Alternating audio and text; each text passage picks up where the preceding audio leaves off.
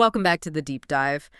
We're here to, cut through the noise and really zero in on insights that matter. Today, we're plunging into something that, honestly, it touches every single part of our lives. Discipline. We're getting a really fresh perspective, pulling key ideas from Chase Hughes' book, The Behavior Ops Manual. Our mission, it isn't just to define discipline. It's more about dismantling the common myths, finding actionable strategies you can actually use, starting today. Yeah, and what's really compelling about Hughes's work, I think, is how he kind of sidesteps the usual narratives around discipline. The ones that often feel pretty daunting. He goes beyond just willpower. He looks at the how and the why, the underlying mechanisms, how it shapes our habits, sure, but also our interactions, how we show up in the world. It's about the subtle power behind just being consistent, being intentional. Right. And here's where it gets really interesting. Hughes makes this pretty striking claim right at the start. What if I told you you don't actually need tremendous, soul-crushing discipline to hit your goals? Maybe, just maybe. It often comes down to a teaspoon of discipline. That's what makes the difference. It totally reframes things. So when you hear self-discipline, what comes to mind? Immediately. Is it ruling tasks, white-knuckling through a diet, that endless to-do list? Hughes gives us a definition that feels, more empowering, more accessible. He basically says it's the ability to impose your desired will onto yourself. Simple as that. And it's also the capacity to persevere, think ahead, finish what you start, and exercise self-restraint. It's not about punishment, it's about direction. Conscious direction. Exactly. And he focuses on two really critical parts of that definition. One is controlling your own behavior, obviously. But the other, and this is key, is delaying gratification. And this isn't just like an abstract idea. There's so much research. Think of the marshmallow test, right? Kids who could wait for the bigger reward, that ability is a huge predictor of success later in life. Yeah. What's really fascinating, and Hughes points this out, is our brain's dopamine thing. It's not just about getting the reward. Often it's even more intense in the anticipation of the reward, just looking forward to something good. That's a powerful driver for what we do now. That idea, the anticipation fueling action now, that's a game changer. Yeah. And to help us kind of get this, he uses this brilliant analogy. He says we should play two roles for ourselves, the butler and the disciplinarian. It paints such a clear picture, doesn't it? It really does. The butler role, that's your current self, thoughtfully taking care of your future self. Hughes gives these really relatable examples, everyday stuff, like making your bed. So future you wakes up to order, not chaos.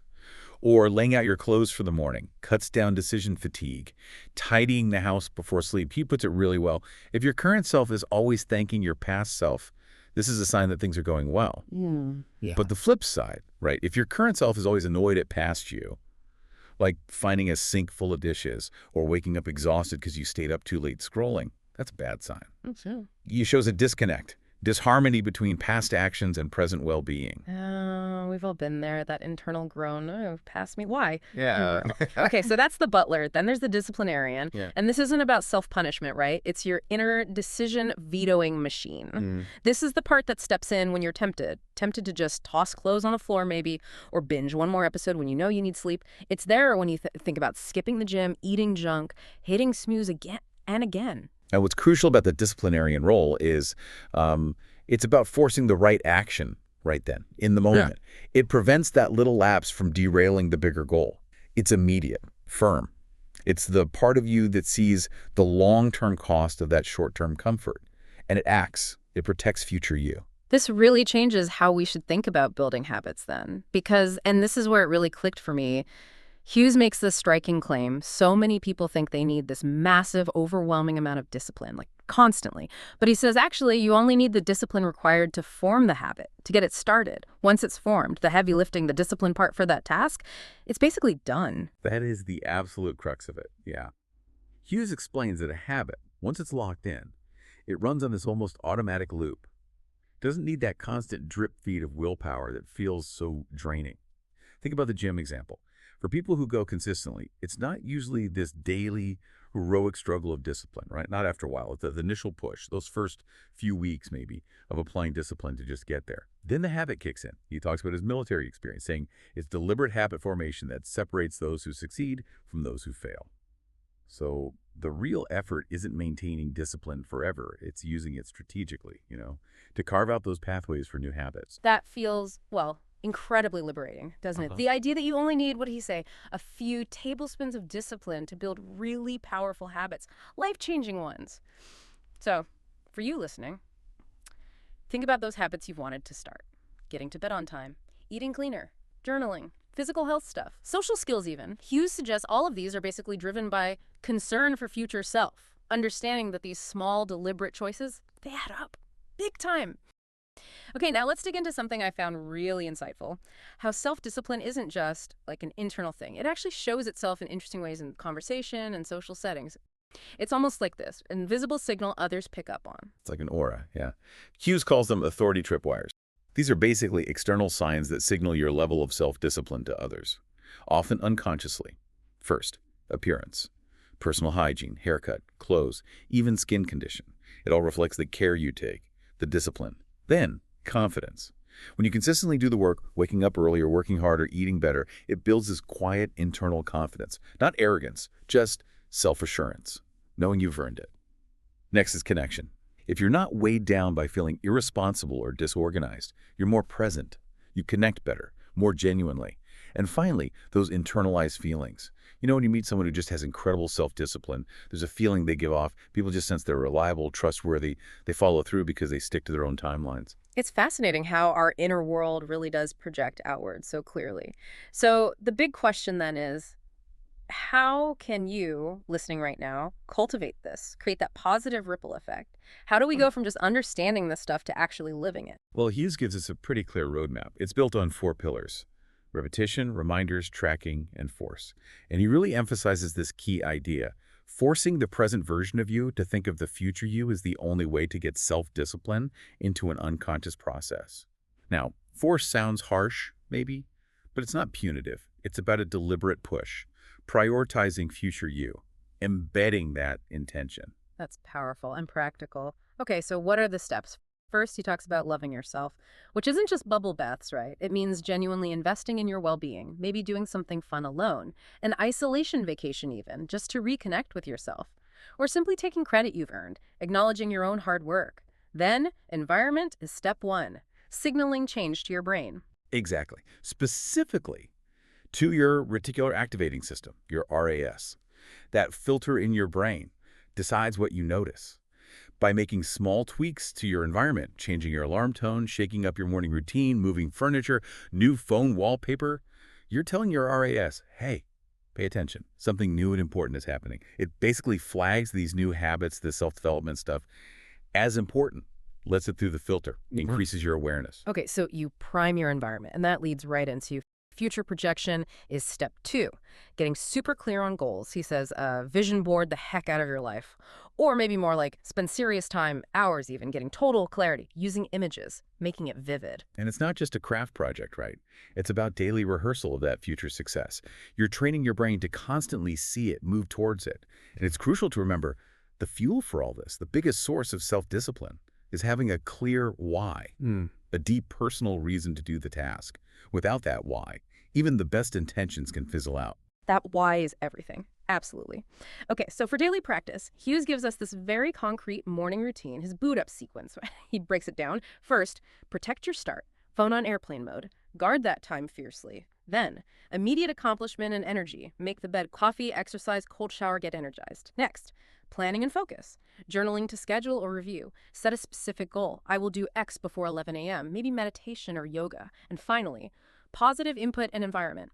Focus on the vision board, goals, positive stuff. Stay out of the news, first thing he says. Let someone else tell you if the world's ending. And keep your space clean, tidy up before you work. It's this whole sequence to set future you up for success. Now let's talk about something Hughes noticed in successful people. A universal trait he calls calm enjoyment. He defines it as the pleasure that is derived from getting the things done that you know have to be done. That's an interesting distinction. It really is. It's subtle, but it's a huge shift. From dreading tasks to finding satisfaction in just getting them done. Psychologists link this to intrinsic motivation, agency. Unsuccessful people, Hughes notes, tend to neglect the things that must be done, lacking calmness in their accomplishment. We can all relate, right? Think back to avoiding homework, putting off a 15-minute task for hours because you wanted to do something fun instead. He argues that pattern carries into adulthood, leads to stress, disorganization, finding clever excuses, Calm enjoyment is the opposite, finding satisfaction in completing the necessary stuff, preventing that future burden. Okay, so if calm enjoyment is the goal, how do we actually get there? Build these habits reliably. Hughes maps out what he calls the magic pathway. Ready? Desire, dopamine, reward, belief, habit. It's not just a formula, it feels like a blueprint. Precisely. It breaks down the why behind how habits form. Your desire for something better, health, financial freedom, whatever, triggers that initial dopamine hit just from anticipating it. Then you act, you get the reward, feeling good after a workout, seeing savings grow. That experience reinforces a belief. Hey, this works, this is good for me. Right. And that consistent loop, desire, anticipation, action, reward, belief, that's what hardwires the behavior, makes it a sustainable habit. It's just how our brains work. And this loops beautifully, perfectly back to that idea of the three selves working together Yeah, in harmony. This is where it all connects. absolutely. This is a virtuous cycle Hughes describes. Your past self is concerned about your present self, leaves you the clean sink, the made bed. Your present self feels gratitude for that, right? Yeah. And then works diligently for your future self. And then future you feels that gratitude for present you making those good choices. It creates this self-reinforcing cycle. Care, provision, gratitude. Builds incredible momentum. It brings back that Butler idea with even more punch. Think about it.